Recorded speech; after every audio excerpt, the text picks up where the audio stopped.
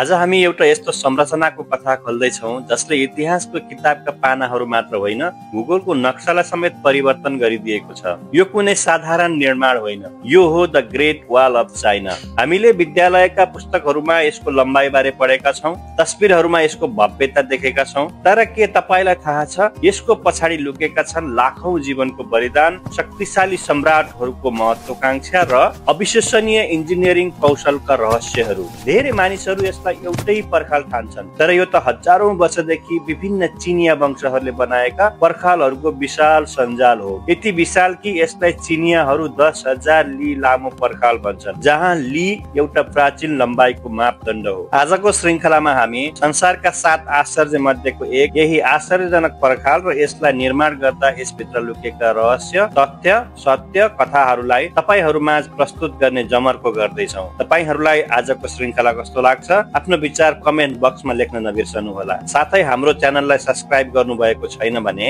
हाम्रो च्यानललाई सब्स्क्राइब गरी हामीलाई प्रचुर हौसला प्रदान गर्नुहुनेछ भन्ने आशा राख्दै अघि बढौँ आजको विषयवस्तुतर्फ।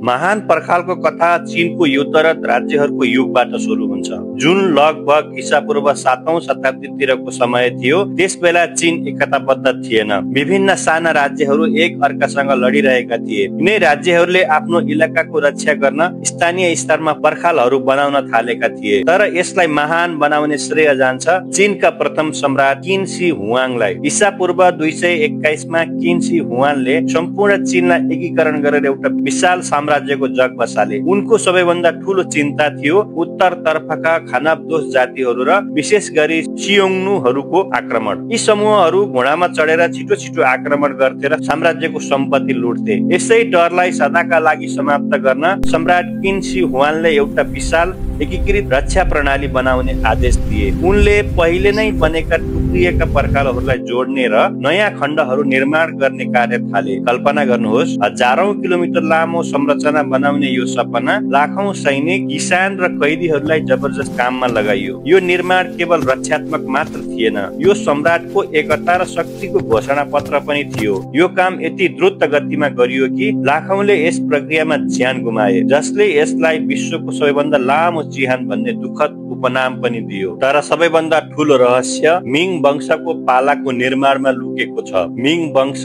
ईस्वी सम्वत 1368 देखि 1644 सम्मको पाला हो। पर्खालको मर्मत र नयाँ निर्माण गर्दा यसलाई अत्याधिक टिकाउ बनाउन एउटा अनौठो पदार्थ प्रयोग गरियो। त्यो पदार्थ थियो चामलको ग्लुटिनस मोटार। सिमेन्टको रूपमा चामलको पिठो मिसाइएको थियो। वैज्ञानिकहरूका अनुसार यो जैविक यौगिकले पर्खाललाई भूकम्प र मौसमी क्षयबाट बचाउन अविश्वसनीय रूपमा बलियो बनायो, जुन आज पनि देख्न सकिन्छ। यो पर्खालमा केवल ढुङ्गा मात्र थिएन, यो एउटा पूर्ण सैन्य प्रणाली थियो। यस पर्खालको भव्यता यसको लम्बाइमा मात्रै छैन, यसको निर्माणमा प्रयोग गरिएका अचम्मित इन्जिनियरिङ कौशलमा पनि छ। हरेक क्षेत्रको भूबनोट अनुसार निर्माण सामग्री फरक फरक प्रयोग गरियो। पहाडी र चट्टानी क्षेत्रमा स्थानीय ढुङ्गाहरू प्रयोग गरिए, मरुभूमि क्षेत्रमा भने माटो, बजरी र हड्डीहरू समेत एकसाथ मिलाएर बलियो पर्खाल बनाइयो।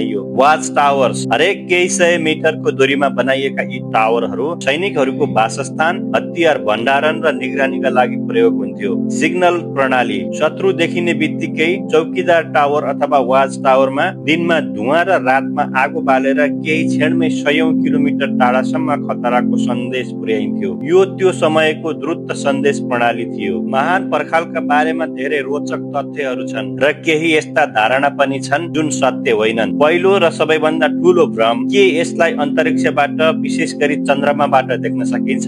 जवाफ होइन। यो पर्खाल वास्तवमा सोचे भन्दा पातलो र यसको रङ वरपरको माटोको रङसँग मिल्दो जुल्दो छ। धेरै अन्तरिक्ष यात्रीहरूले पुष्टि गरेका छन् कि नाङ्गो आँखाले चन्द्रमाबाट यो देख्न सकिँदैन। यद्यपि पृथ्वीको तल्लो कक्षबाट धमिलो रेखाको रूपमा देख्न सकिन्छ, तर यो कुनै अनौठो दृश्य होइन। दोस्रो, यसको लम्बाइको तथ्य, विभिन्न वंशहरूले बनाएका सबै खण्डहरू जोडेर यसको आधिकारिक कुल लम्बाइ 21,196 किलोमिटर भन्दा बढी अनुमान गरिएको छ। यो कुनै एक ठाउँबाट सुरु सुरु भएर अर्को ठाउँमा टुङ्गिएको संरचना होइन। यो पहाड, मरुभूमि र नदी किनारहरू हुँदै फैलिएको पर्खाल र प्राकृतिक अवरोधहरूको जटिल सञ्जाल हो। पर्खाल बनाउनुको मुख्य उद्देश्य आक्रमण रोक्नु थियो, तर इतिहासले के देखाउँछ भने यो पर्खाल जहिले पनि अभेद्य हुन सकेन। सन् 1644 मा मिङ वंश ढल्नुको एउटा कारण यही थियो कि एकजना सैनिक अधिकारीले सानहाई पासमा पर्खालको ढोका आक्रमणकारीहरूको लागि खोलिदिएका थिए। यसले प्रमाणित गर्छ कि पर्खाल बाहिरी शत्रुले तोड्नु भन्दा आन्तरिक कमजोरीका कारण बढी खतरामा थियो। आज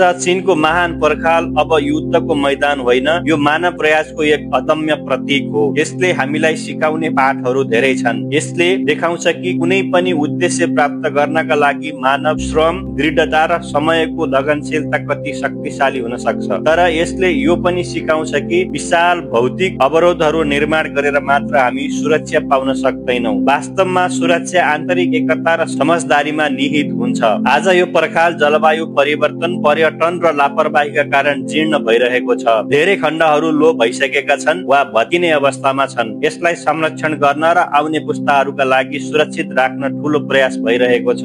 सन् 1987 मा यसलाई युनेस्को विश्व सम्पदा सूचीमा राखिएको छ।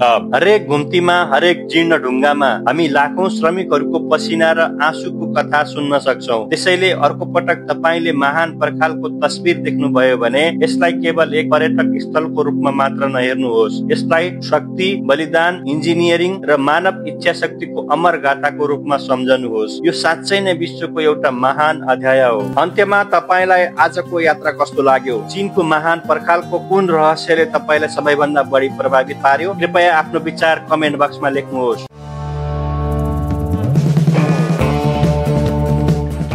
यदि तपाईलाई यस्तै थप ऐतिहासिक कथाहरूमा रुचि छ भने हाम्रो च्यानललाई सब्स्क्राइब गर्नुहोस् र यो भिडियोलाई शेयर गर्न नबिर्सनुहोला। धन्यवाद। फेरि भेटौँला। नमस्ते।